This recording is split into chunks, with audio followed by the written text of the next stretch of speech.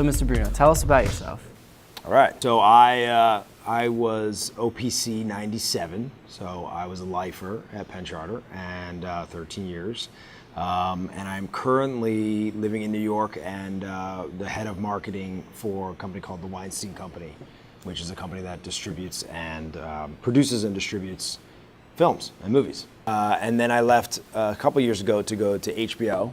I worked at HBO for a year plus, and then I came back to the Weinstein Company about 2 years ago. Gotcha. So working at the two companies, do you see a lot of differences in marketing, television versus cinema? HBO does what would be known as theatrical style marketing. So, somewhat of a longer campaign. They're more focused on stunts and raising awareness amongst sort of a core group of influencers. Big difference is that there's no Friday box office for HBO, right? So HBO has some of the best shows and historically some of the best shows on television, but they're a pay service.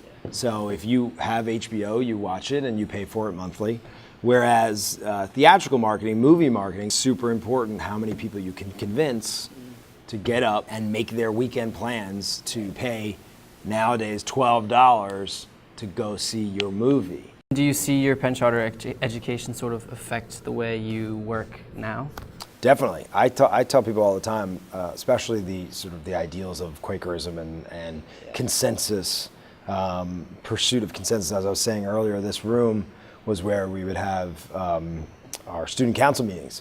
And I remember being very frustrated with consensus because it was difficult to really, but that skill of trying to, in essence, explain yourself or your point to the point where you could convince others or be convinced by another, and then the whole room having to come together for a decision, that's really good experience for the workplace and for life.